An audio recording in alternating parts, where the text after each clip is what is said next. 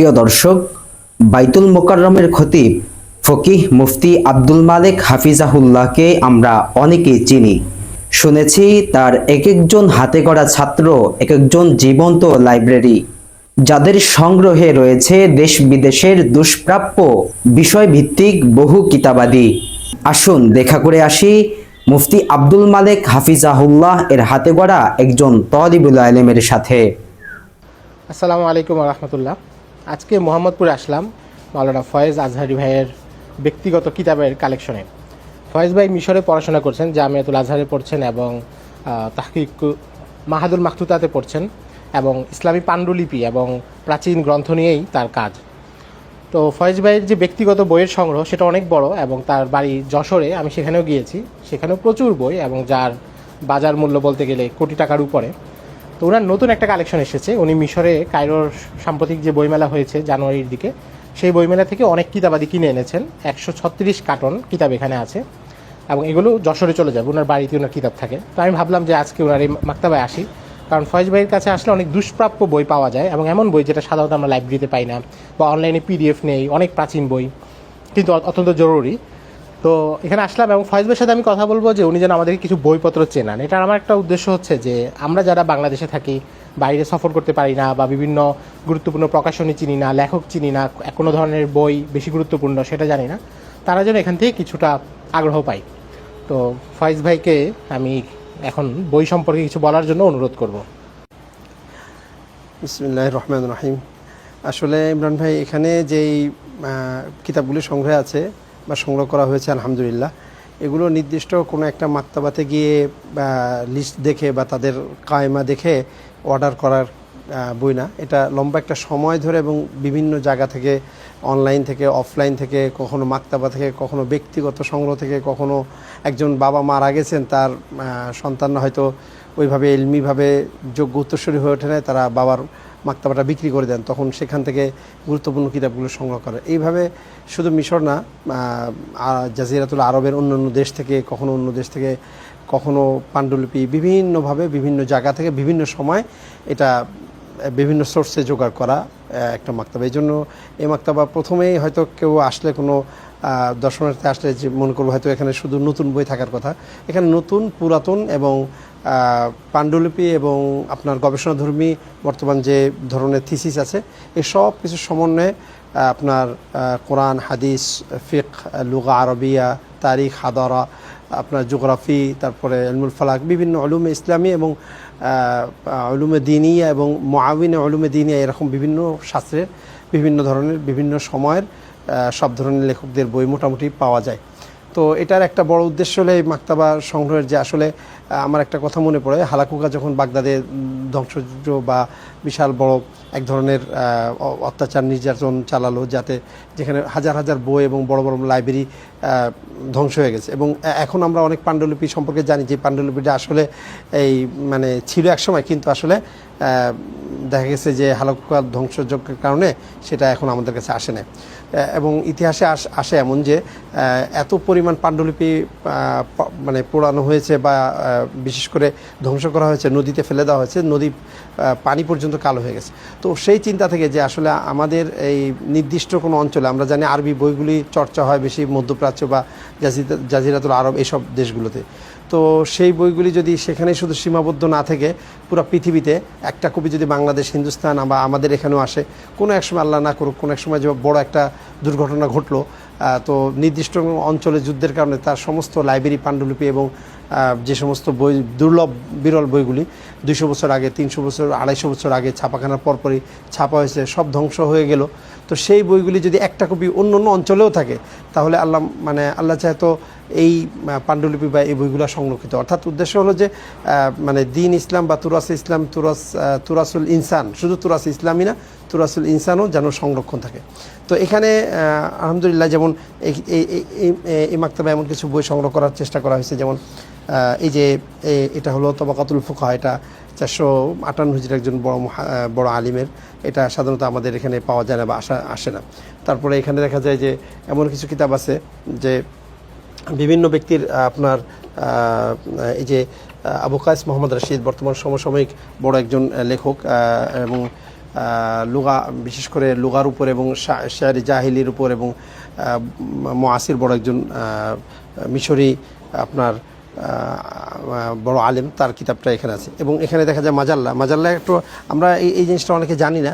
বর্তমান সমসাময়িক এটা কত সালে, এটা 1966 সালে ছাপা আপনার মাহাদুল মখতুতাত। বড় বড় বাহেস বা গবেষকরা যেটা বলে ইমরান ভাই, যে কেউ যদি ভালো বাহেস হতে চায়, ভালো গবেষক ধর্মীয় আলেম হতে চায়, তার জন্য অবশ্যই কবলাল খমসিনাত অর্থাৎ 1950-60-এর আগের যে সমস্ত মাজাল্লাগুলো, সেগুলো যদি তারা ভালো করে পড়ে, দেখা যাবে তারা ভালো বাহেস হবে বা বড় শক্তিশালী একজন যোগ্য আলেম হবে। তো এখনকার সময় যারা বড় বড় লেখক, এরা করে কি, এটা বর্তমান সময়ে যারা দেরাসা লেখে, এরা করে কি, এরা পিছনের যত মাজাল্লা আছে এই মাজাল্লাগুলি পড়ার কারণে তাদের পিছন থেকে তথ্যগুলো নিয়ে তারা তাদের বর্তমান গবেষণার মধ্যে সমৃদ্ধ করে। তো আমরা জানি যে আসলে পিছনের মাজাল্লাগুলাতে মনে হয় শুধু আরবি, যেমন মাজাল্লাতু রিসালা আহমদ হাসান জাইয়াতের, এটাতে আমরা মনে করি যে একটা আদবি বা একটা ভাষার সৌন্দর্য শুধু আছে, কিন্তু আমাদের দেশের একটা ভাষার বা আরবি মাজাল্লা আর অন্য দেশের 1950-60-এর দিকে একটা মাজাল্লার মধ্যে, বিশেষ করে আহমদ হাসান জাইয়াতের আর রিসালার মধ্যে বড় একটা পার্থক্য হলো যে ওই সমস্ত মাজাল্লাতে শুধুমাত্র ইমরান ভাই আপনার ভাষার সৌন্দর্য বা আরবি ভাষা শেখায় না, ভাষার সাথে সাথে তারা তথ্যও দেয়। আপনি আর রিসালা পড়লে দেখবেন যে এমন অনেক তথ্য পাবেন যে বইগুলি এখনও আমাদের কাছে পৌঁছে না, বা যে বইগুলির তথ্য আমরা পাই না। যেমন একটা কিতাবের কথাই বলি আমরা, যে খতিব বাগদাদির উস্তাদ আলী ইবনে মুহাম্মদ ইবনে নাসর দিনাওয়ারি, উনি আপনার ওনার বইয়ের তথ্য গত 5-7 বছর আগে আমাদের সামনে আসছে নেটের মাধ্যমে, কিন্তু এই বই সম্পর্কে সালাহুদ্দিন আল মুনাজ্জিদ বা মুনাজ্জিদ, উনি একজন বড় আলিম ছিলেন, বাহেস গবেষক পাণ্ডুলিপির উপর। উনি 1956 সালে এই বইয়ের উপর লিখে গেছেন। তো একজন বাহেস যদি দেখা যায় পিছনের মাজাল্লাগুলি খুব ভালো করে পড়ে, দেখা যাবে সে শুধু ওই মাজাল্লার উপরে কেন্দ্র করে 10টা 20টা 50টা বিভিন্ন বিষয়ে প্রাচীন পাণ্ডুলিপি তথ্য পাবে, বড় বড় আলেমদের গবেষকদের তথ্য পাবে, এমন বইয়ের উদ্ধৃতি পাবে যে বইটা তাকে 10 বছর 5 বছর দূরত্ব কমিয়ে দিবে। অথবা সে চিন্তা করবে যে এই বইটা আরও 10 বছর আগে পেলে আমার আসলে গবেষণাটা আরও সহজ হতো। যেমন এছাড়াও এই ধরনের এই যে কুয়েত থেকে একটা কোরআনের উপর একটা গবেষণাধর্মী বের হয়েছে, এখানে মাহমুদ তনাহির কাজও আছে, এই যে আল কোরআনুল কারীম। তো তারা কোরআনের মাজিম, কোরআনের আলাম, কোরআনের আলফাজ, কোরআনের এজাজের উপর চমৎকার একটা গবেষণাধর্মী করেছে একজন বাহেস। এই বইগুলি যদি বাংলাদেশের কোনো ভাই পড়ে এবং সে যদি এটা তর্জমা করে বা সে একজন বড় আলেম হয়, তো দেখা যাবে যে এই তথ্যগুলো বাংলা ভাষাকে সমৃদ্ধ করেছে। তো এরপরে এই যে মাজাল্লাতুল আজহার, এর 106 খণ্ডে, অর্থাৎ পিছনে প্রায় 100 বছরের কাছাকাছি মাজাল্লা, 106 খণ্ডে, বিশাল 1000 পৃষ্ঠা 800 পৃষ্ঠা করে। তো এইসব মাজাল্লার মধ্যে যেমন ধরেন আমরা একটা খুলে দেখি যে কি আছে মাজাল্লার। যেমন এই যে অ্যারাবিক বিভিন্ন প্রাচীন, এটা 1900 কত সালে ছাপা, সম্ভবত 1968 সালের ছাপা একটা মাজাল্লা। তো এই মাজাল্লার মধ্যে এমন কিছু তথ্য, এমন কিছু এই যে এই সমস্ত প্রবন্ধ, এখনকার যারা আরবি ভাষা নিয়ে গবেষণা করে বা যারা দেখা যাবে আপনার আল ইসরাইলিয়াত ফি তাফসির ওয়াল হাদিস, তো তারপরে মা শায়ের আবতাল মুকাওমা, এই ধরনের লেখকদেরকে আমরা চিনিও না, অথচ এরা ওই সময়ের সবচেয়ে শ্রেষ্ঠ লেখক। আর মাজাল্লাতুল আজহার, মাজাল্লাতুল রিসালা এবং মাজাল্লাতুল মাজমাউল লুগা দিমাশক এবং মাজাল্লাতুল কাহিরা, এই 4টা মাজাল্লাকে শ্রেষ্ঠ মাজাল্লার মধ্যে ধরা হয় পৃথিবীর আরবি মাজাল্লাগুলোর মধ্যে, আরবি সাকাফি আদাবির মধ্যে। আপনি যদি বলেন যে সবচেয়ে এলমি শক্তিশালী কোনটা, তাহলে বলবো যে আপনার মাজাল্লাতুল আজহার। আর যদি বলা হয় লুগার দিক থেকে সবচেয়ে শক্তিশালী কোনটা, তো মাজাল্লাতুল কাহিরা, এটাও 120 খণ্ডে, 100 বছরের আগের মাজাল্লা, সব এখানে আলহামদুলিল্লাহ সংগ্রহ আছে। আর যদি বলেন যে এলমি নকদি, তাহলে মাজাল্লাতুল মাজমাউ দিমাশক, এটাও প্রায় 100 বছরের কাছাকাছি, 86 খণ্ডে। এরপরে আপনি এই যে হাদিসের উপর, এটাও এখানে হামিদ ফাকি, তারপরে মাহমুদ শাকের, একটু এদিকে আসবেন কিনা কষ্ট করে ভাই। এই মাজাল্লাটার মধ্যে যেটা পাওয়া যায় সেটা হলো হাদিস নিয়ে এত সুন্দর, শুধু হাদিস এবং হাদিস কেন্দ্রিক এই মাজাল্লাটা আমার সংগ্রহ করার পিছনে অন্যতম একটা কারণ নেই। এখানে আমি ইসুফ বান্দুর রহমতুল্লাহ একটা নাদের পেয়েছিলাম, কত নম্বর খণ্ডে আমার মনে নেই, কিন্তু এটা দেখেন কত সালে ছেপেছে। এটা